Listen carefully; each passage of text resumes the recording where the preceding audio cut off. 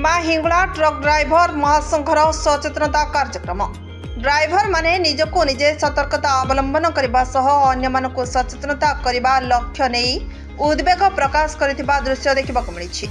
सड़क सुरक्षा जीवन रक्षा यह ड्राइवर माने गुरुत्वारोप करी गाड़ी चलाचल करी ठिकाना स्थान में पहुंची परिवार मुहरे हस फुटाइबा द्रुतगति महाविपत्ति मद्यपान ठारू दूर रही गाड़ी चलाइबा निजे सुरक्षित रही अन्य को सुरक्षित देवा पुलिस ड्राइवर मध्य उत्तम संपर्क रखी ट्रैफिक नियम को उल्लंघन न करी गाड़ी चलाइबा मरण को वर्ण न करी ओवरटेक करी गाड़ी न चलाइबा एपरिकी केतक मुख्य प्रसंग को आधार करी आज शह शह संख्यक ड्राइवर भाई माने अंटा भिड़ी एपरि एक दृश्य देखा सड़क सुरक्षा सचेतनता अभियान कार्यक्रम अनुष्ठित होइथिला।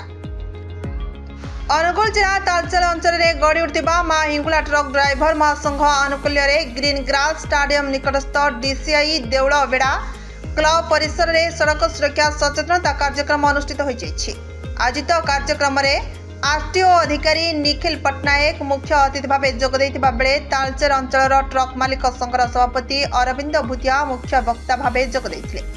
सेहिपरि राज्य समाजसेवी महासंघर सभापति बापी महांती तालचेर कलिंग एरिया ट्रक मालिक संघ सदस्य संजय कुमार साहू और तालचेर कोलियारी ट्रक मालिक सम्मानित अतिथि भाव जोगदे प्रथमे जगतर नाथ जगन्नाथ निकट में दीप धूप प्रज्वलन करी सभा कार्य अनुष्ठित होइथिला।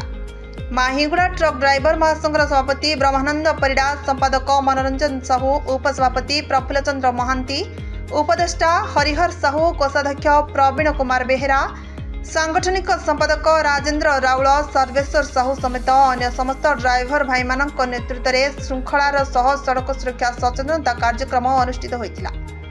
राज्य समाजसेवी तथा महासंघ संपादक बापी महांती अतिथि परिचय दे मंच संचालन करथिबा बेले संपादक मनोरंजन साहू धन्यवाद अर्पण करी सभा कार्य सांग करथिले। ढेंकानाल जिला परजंग ब्लॉक निर्मल गडनायक का रिपोर्ट।